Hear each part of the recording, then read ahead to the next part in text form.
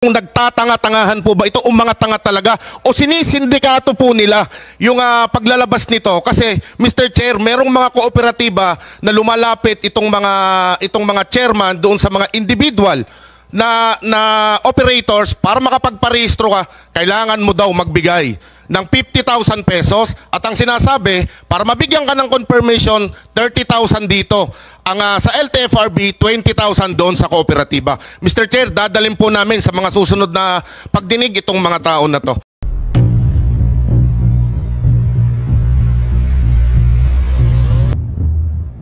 Humingi ng paumanhin si suspended Bamban Mayor Alice Guo kay Senate President Francis Chiz Escudero kaugnay ng kaniyang naunang pahayag laban sa ilang senador.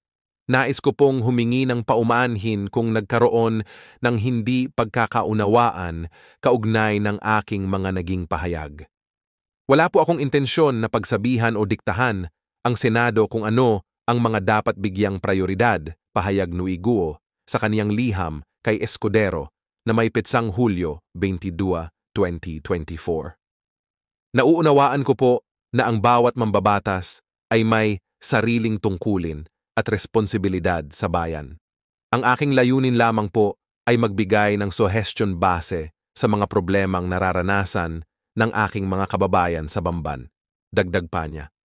Noong nagdaang linggo, kinwestiyon ni Guo si Senador Sherwin Gatchalian at Senadora Risa Hontiveros dahil nakatuon na lang ang atensyon ng mga ito sa kaniya sa halip na pagtuunan ng pansin ang mas malalaking problema ng bansa.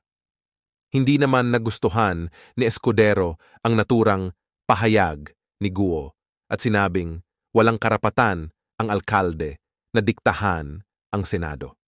Sa kaniyang liham, nanawagin din si Guo na tulungan ang kaniyang mga kababayan dahil hindi niya magampanan ang kaniyang tungkulin dahil sa suspensyon na ipinataw laban sa kaniya. Ang aking pansamantalang suspensyon ay nagdudulot ng malaking hamon hindi lamang sa akin, kundi pati na rin sa aming komunidad. Sa kasalukuyan, hindi ko po magampanan ang aking tungkulin at hindi ko matulungan ang aking mga kababayan, sabi ni Guo. Dahil dito, humihiling po ako ng inyong tulong at pangunawa. Umaasa po akong sa inyong pamumuno.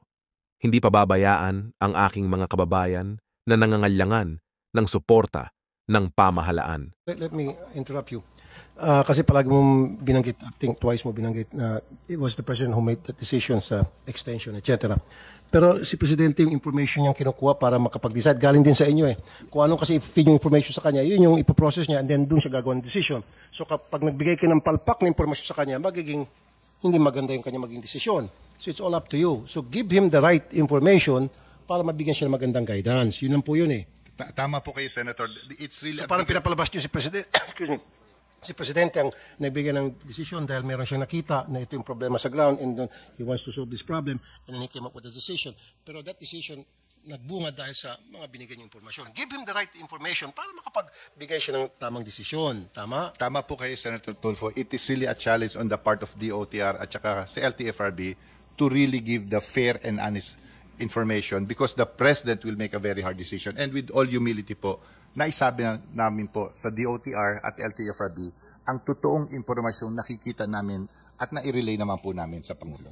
Okay, kaya pa nag-raise naman si Mr. Mar. Anong pangalan niyo ulit, sir? Good morning po, Mr. Chair. Marbal Buena po ulit ng Manibela. Siguro, sagutin ko lang po muna ulit yun ng very short lang. Kaya po sila humahabol na makapag-consolidate kasi nga po iniipit na Mr. Chair, hindi na makarehistro, hindi na po makakabiyahe, kaya po naghahabol doon sa mga deadline na yon. Kaya po in-extend dito ng in-extend, Mr. Chair. Katulad po nitong Board Resolution 2024-053. Bakit po ito inilabas? Sinasabi nila nasa website daw ng LTFRB, pero bakit nung na-discovery namin ito 3 weeks ago, na-discovery ko po mismo, pinuntahan po namin yung mga regional directors.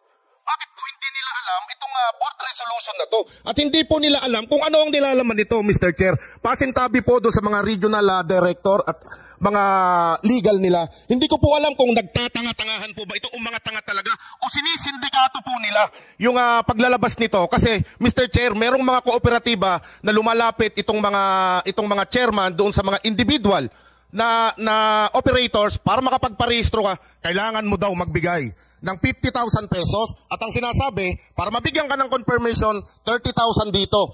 Ang sa LTFRB, 20,000 doon sa kooperatiba. Mr. Chair, dadalhin po namin sa mga susunod na pagdinig itong mga tao na to. Itong mga miyembro po namin na ito.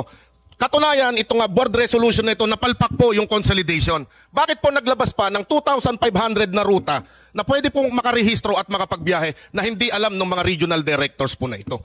Mr. Chair, ibig sabihin, Mr. Chair, kulang na kulang yung masasakyan ng taong bayan. Hindi dahil kukonti lamang yung mga nag-consolidate, Mr. Chair. Ibig sabihin, yung mga lugar na sinasabi nila, konti lang ang nag-consolidate.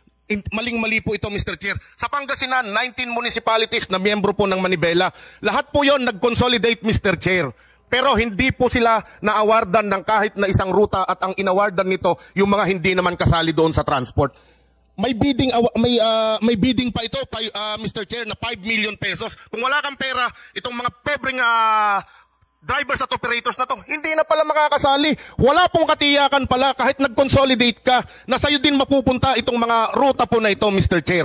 Katunayan nga po, Mr. Chair, nandito lang sa harapan natin, yung mga modernized units na hindi kumita o hindi daw kumita doon sa kanilang ruta, inilipat po, isipin nyo, dito sa Nagtahan, Mr. Chair, napakaraming jeepney na miyembro po namin. Pero nilagyan po ito ng mga modernized na galing po ng Cubao, Divisoria, galing po ng San Fernando.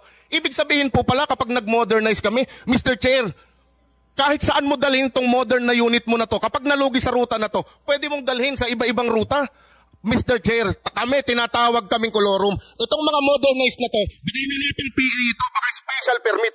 Kami ang pinag-iinitan, Mr. Chair. Kami ang hinuhuli. Kami ang araw-araw tinatakot, Mr. Chair. Pero sila yung totoong kolorum, Mr. Chair. Pwede palang ilipat itong mga modernized unit na to doon sa mga ruta at babuyin. Binaboy nila ang public transport, binaboy yung mga ruta. Sila mismo ang bumaboy nito, Mr. Chair. Hindi natin alam kung sino pa yung mga kasabwat nitong mga sindikato na to. Actually, Mr. Chair, yung mga sasakyan na to, andyan si Mr. Biyahe. Itong mga sasakyan na to, galing Cubao, Divisoria, nasa Nagtahan. Galing po ng San Fernando, Pampanga, nasa Nagtahan. Ano po ang papaliwanag natin dito? Tapos kaming mga traditional jeepney, tatanggalan nyo kami ng hanap buhay. Andi dito yung mga nag-modernize, Mr. Chair. Utang ina, kaya pala, gigil na gigil, Mr. Chair. I'm sorry. Pardon my word, Mr. Chair. Mahigit 400,000 pala ang komisyon, Mr. Chair, ng isang modernized unit.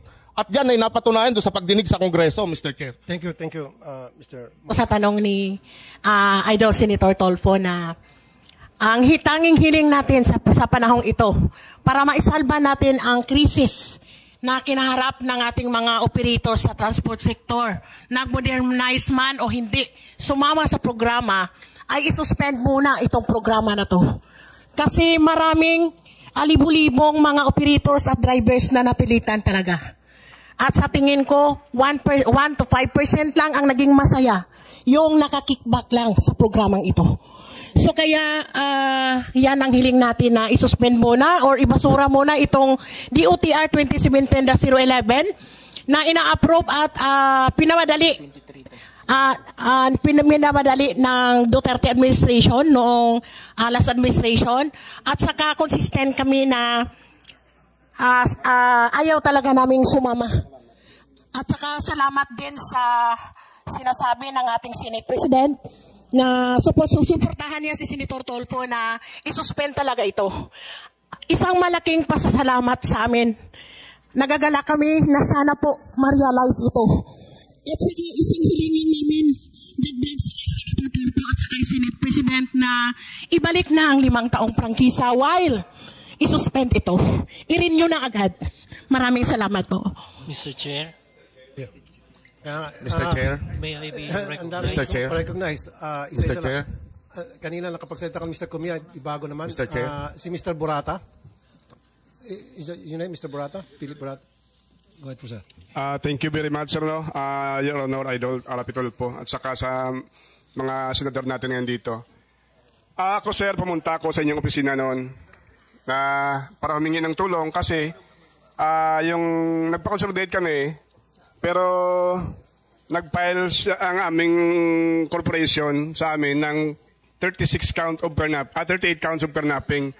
Kaya sa takot namin na baka lumabas ang resolusyon sa piskalya, pumunta kami sa inyo, humingi ng tulong dahil dito sa malaking problema namin sa aming korporasyon na pinasukan. Nag-consolidate kami dahil naipit kami sa deadline.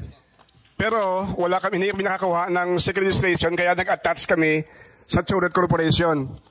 To make the story short, nandito kami ngayon sa 38 counts of kidnapping na pinapile sa amin. Yung sasakyan namin na sa amin, kasi ang usapan na kami magmamanage sa sasakyan namin, kinukuha nila, inaangkin nila na sa kanila daw yun dahil sa kanila nakapangalan yung corporation. Pero yung gastos, yung franchise ay sa amin. Gusto lang kunin yung mga sasakyan sa amin. As of now, nakuha na nila sa amin yung 22 units. Out of 44 units, nakuha na nila sa amin yung 22 units yung iba by force, yung latest by Repleven, Repleven, at saka dito dumagdag pa sa problema namin. So sir, Mr. Boratan, nasaan po yung kaso? Pinailang kayo ng kidnapping at sino po nag-file ng... Yung nag-file sa amin ng kidnapping si Choret Corporation kasi yung corporation na ito, yung limas na yung may-ari, yung nasa tawag nito sa corporator nila, yung asawang lalaki, yung asawang babae, at saka yung anak. Nasaan po yung kaso, sir? Nasa piskalya pa lang, hindi pa naumusad, wala pang resolusyon. Kaya at that time pumunta kami sa inyo. Okay, sige sir. Ngayon, dito, yung bitaw head sa Bacolod, hinuli yung mga sasakyan namin na nakabiyahe at saka in-impound. Pagkatapos sa impound, kinabukasan, itinuro-over niya siya sa Choret Corporation dahil sabi niya, may mga statements siya na isa raw akong notorious daw na baka isa akong notorious na karnaper sa Bacolod at saka yung mga sasakyan na kapangalan sa amin. Hindi man lang siya nag-imbestiga na nag-consolidate kami, nagpamasok kami sa programang ito. Kaya dito ngayon, naging biktima kami. At saka isipin mo, Senator, Your Honor, pati yung aming sasakyan na luma na tradisyonal, itinransfer namin sa kanya. Sa pangalan ng Choret kasi hindi na kami magbiyahe. Pag hindi nakatransfer dahil nakakonsolidate kami, isipin mo, yung iba naming unit, ayaw niyang iparehistro. Kaya yun, yung isang operator namin, nagtangkang magbigti, uminom ng Sonrox. At saka,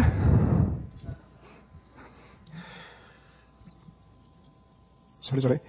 Saka, ayaw niya, dahil ayaw sumunod sa gusto niya. Ngayon, gumasto kami ng milyon, halos lahat, ginagawa niya para maipit kami. Yung bitaw head sa Bacolod, kinuha yung sasakyan. Isipin mo, sabi ng LTFRB, wala siyang kapangyarihan na mag-impound at saka at saka ito na over yun sa Choret Corporation. Para siyang police, para siyang may court order na ginawa yun. Isipin mo, to be honest lang, internet sa mga tradisyonal, dahil lang daw yun sa wala kaming business permit sa city. Pero isipin mo, to be fair, yung mga traditional jeepneys na tumatakbo sa lansangan doon sa mismo sa namin, walang franchise, walang restro, walang insurance. Bakit hindi inuli? Kami lang talaga ang personal. Kasi may autos ito sa korporasyon. Para siya na yung police power ng korporasyon. Ginamit niya yung posisyon niya as bitawid. Masara sa amin. Okay. Pagkatapos ng hearing na to, you can come to my office and then pag-aralan ko para kita matulungan dun sa kaso mo. Yes, thank you. At least nagkaharap tayo ngayon. I'll make sure. And then since